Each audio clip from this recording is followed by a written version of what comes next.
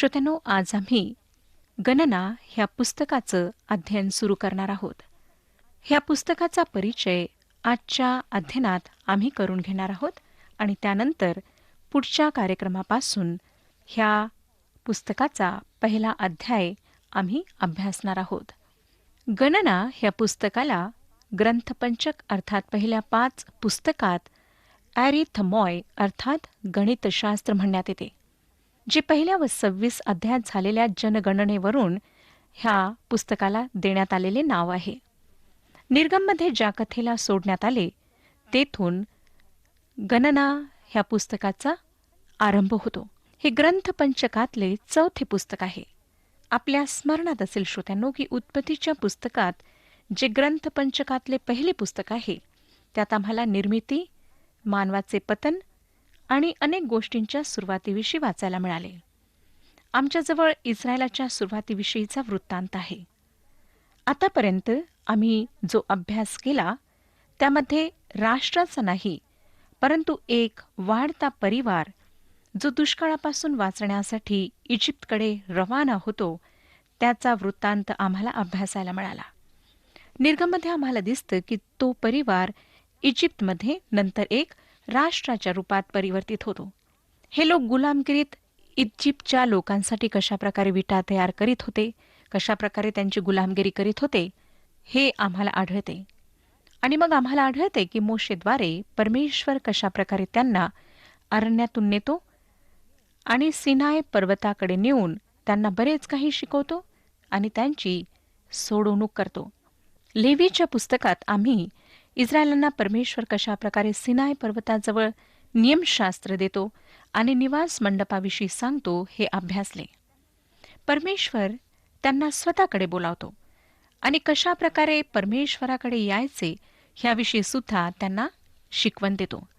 गणना ह्या पुस्तकात आम्ही पाहतो श्रोत्यांनो की सिनाय पर्वताकडून निघून इस्रायली आता कादेश बर्न्याकडे कूच करतात. कादेश बर्न्याजवळ त्यांच्या अपयशानंतर त्यांचे भटकणे आणि ती पिढी अरण्यात मरे पावतो ते भटकणे कशाप्रकारे सुरू राहते हे आम्ही अभ्यासतो. त्यांचे ते भटकणे त्रास, संकट आणि समस्या ह्यांच्या खऱ्या अनुभवांनी भरलेले होते. ह्या ठिकाणी आम्हाला चालणे, भटकणे, काम करणे, कुरकुर करणे, साक्षी देणे आणि देवाची उपासना करणे ह्या सर्व गोष्टी आढळतात. हे पुस्तक आज आमच्यासाठी फार सहाय्यक आहे. जे पाठ ह्या लोकांना परमेश्वराकडून शिकावे लागलेत ते आज आम्हाला सुद्धा शिकायची गरज आहे. आणि म्हणूनच परमेश्वराने हा इतिहास तुमच्या आणि माझ्याकरिता नोंदवून ठेवलेला आहे. रोमकरासपत्र 15वा अध्याय आणि 4थं वचन सांगतं. रोमकरासपत्र 15वा अध्याय आणि 4थं वचन. धीराच्या व शास्त्रापासून मिळणाऱ्या उत्तेजनाच्या योगे आपण आशा धरावी म्हणून जे काही शास्त्रात पूर्वी लिहिले ते सर्व आपल्या शिक्षणाकरिता लिहिले. नंतर करिंथकरास पहिले पत्र 10वा अध्याय आणि 11वं वचन सांगतं. करिंथकरास पहिले पत्र 10वा अध्याय 11वं वचन. ह्या गोष्टी उदाहरणादाखल त्यांच्यावर गुदरल्या आणि जे आपण युगाच्या समाप्तीप्रत येऊन पोहोचलो आहोत त्या आपल्या बोधासाठी त्या लिहिल्या आहेत. नंतर इब्रिलोकासपत्र 11वा अध्याय आणि 13वं वचन. इब्रिलोकासपत्र 11वा अध्याय 13वं वचन. हे सर्वजण विश्वासात टिकून मेले. त्यांना वचनानुसार फलप्राप्ती झाली नव्हती, तर त्यांनी ती दुरून पाहिली व तिला वंदन केले आणि आपण पृथ्वीवर परके व प्रवासी आहो असे पत्करले. नंतर पेत्राचे पहिले पत्र 2रा अध्याय आणि 11वं वचन सांगतं. पेत्राचे पहिले पत्र 2रा अध्याय आणि 11वं वचन. प्रियजन हो, जे तुम्ही प्रवासी व परदेशवासी आहात त्या तुम्हास मी विनंती करीतो की जीवात्म्यांबरोबर लढणाऱ्या दैहिक वासनांपासून दूर रहा. नंतर योहानकृत शुभवर्तमान 17वा अध्याय 14 आणि 15 वचने सांगतात. योहानकृत शुभवर्तमान 17वा अध्याय 14 आणि 15 वचने. मी त्यांना तुझे वचन दिले आहे, जगाने त्यांचा द्वेष केला, कारण जसा मी जगाचा नाही तसे तेही जगाचे नाहीत. तू त्यांना जगातून काढून घ्यावे अशी विनंती मी करीत नाही, तर तू त्यांना वाईटापासून राखावे अशी विनंती करीतो. श्रोत्यानो, पवित्र शास्त्राच्या पहिल्या 5 पुस्तकांना ग्रंथपंचक असे म्हणण्यात येते, जे मोशेने लिहिले आहेत. त्यांना पवित्र शास्त्रात नियमशास्त्र म्हणून गणण्यात येते. हे लक्षात घेणे फार मनोवेधक आहे की सिनाय पर्वतापासून कादेश बर्न्याचे अंतर जवळपास 150 ते 200 मैल आहे. ज्या प्रवासाला फक्त 11 दिवस लागत. अनुवादाचे पुस्तक पहिला अध्याय आणि 2 वचन आम्हाला सांगतं. अनुवादाचे पुस्तक पहिला अध्याय आणि 2 वचन. होरेमापासून सेर डोंगराच्या मार्गे कादेश बर्न्या 11 दिवसाच्या वाटेवर आहे. इस्रायलांनी किरबोत येथे 30 दिवस घालवलेत. ज्या प्रवासाला फक्त 40 दिवस हवे होते, तेथे त्यांना 40 वर्षे घालवावी लागलीत. कारण श्रोत्यानो, त्यांचे चालणे भटकण्यात बदलले. त्यांनी देशात जाण्यास मनाई केली म्हणून ते कादेश भरण्यापुढे 1 इंच सुद्धा पुढे जाऊ शकले नाहीत. भटकण्याच्या शेवटाला ते पुन्हा कादेश बर्न्यालाच वापस परतले. ह्या सर्व गोष्टींचे कारण काय होते? तर त्यांचा अविश्वास. पहिल्या व 26व्या अध्यायात केल्या गेलेल्या जनगणनेत आम्हाला इस्रायलांचे 38 वर्षे 10 महिने भटकणे ह्याविषयीचा दैवी इतिहास वाचायला मिळतो, ज्याचा शेवट निवास मंडपाच्या उभारणीद्वारे होतो. 2 जनगणनेमधील फरक दर्शवितो की संख्या कमी झाली. गणनाचे पुस्तक पहिला अध्याय आणि 46व्या वचनामध्ये लिहिले आहे की त्यांच्यामध्ये 6,03,550 लढवय्ये होते. गणनाचे पुस्तक 26वा अध्याय 51 वचनामध्ये लिहिले आहे की 6,01,730 लढवय्ये होते. ह्याद्वारे स्पष्ट होते श्रोत्यानो की 1,820 लढवय्यांची संख्या कमी झाली. परमेश्वराने त्यांना आज्ञा दिली होती की फलवंत व्हा, वाढा, परंतु वाढण्याऐवजी ह्या अरण्यातील काळामध्ये ते संख्येने कमी झालेत. इजिप्तमधून निघालेल्यांची संख्या निश्चित करण्यास ही जनगणना आधारभूत ठरते. डॉक्टर कायले लिहितात की 6,01,000 लढवय्ये त्यांच्याजवळ होते. 4 लाख स्त्रिया होत्या आणि 2 लाख वृद्ध लोक, 8 लाख लेकरे होती आणि मग मिश्र लोक त्यांच्या मागून चाललेत, जे 1 लाख होते. ह्यावरून कुळ संख्या 21 लाख अशी निघते, ज्यामध्ये लेवी वंशाचा समावेश नव्हता. जवळपास 30 लाख लोक इजिप्तमधून बाहेर निघालेत. 3 उदाहरणे ह्या पुस्तकात आहेत, जी ह्या पुस्तकाचे अध्ययन करण्याकरिता सहाय्यक ठरतात. त्यापैकी 2 निवास मंडप आणि कशा प्रकारे इस्रायलांनी त्याच्या भोवती छावणी टाकली हे दाखवतात. दुसरे, त्यांनी कशा प्रकारे कूच केले ते दाखवितात. हे लोक पांगलेल्या नाही, परंतु फार पद्धतशीरपणे त्या अरण्यातून कूच करीत होते. ह्यावरून आम्हाला दिसतं श्रोत्यांनो की परमेश्वराचे प्रत्येक कार्य पद्धतशीर आणि व्यवस्थित असते. करिंथकरास पहिले पत्र 14वा अध्याय आणि 40वे वचन सांगतं. करिंथकरास पहिले पत्र 14वा अध्याय आणि 40वे वचन. सर्व काही शिस्तवार व व्यवस्थितपणे होऊ द्या. परमेश्वराची त्याच्या लोकांच्या जीवनामध्ये हीच इच्छा असते की त्यांनी प्रत्येक कार्य पद्धतशीरपणे आणि व्यवस्थितपणे करावे. मग ते कुठलेही कार्य असो, घरातले असो, कार्यालयातील असो किंवा सामाजिक असो, परंतु परमेश्वराची हीच इच्छा असते की आम्ही पद्धतशीरपणे, व्यवस्थितपणे सर्व काही करावे. जेव्हा परमेश्वराने ह्या जगाची सृष्टी केली, तेव्हा त्याने ती फार पद्धतशीरपणे केली, व्यवस्थितपणे केली आणि त्याची प्रतीती आम्हाला त्याने निर्मिलेल्या प्रत्येक गोष्टीमध्ये पाहायला मिळते. गुलाबाचे फूल घ्या.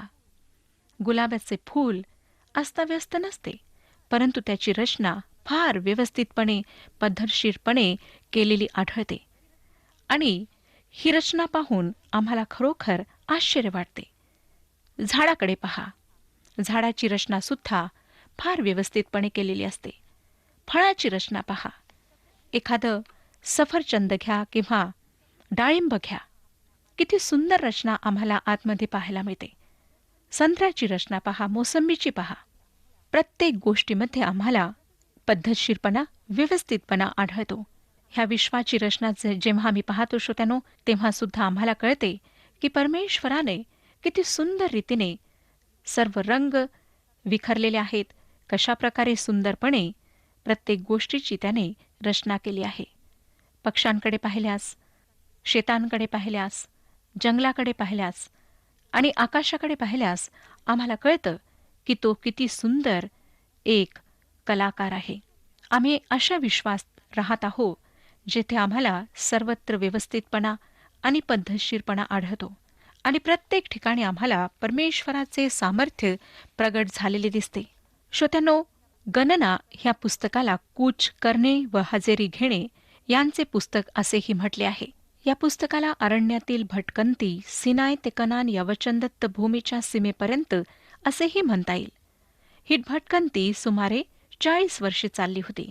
गणना खरोखरच वैराण अरण्याचे पुस्तक आहे.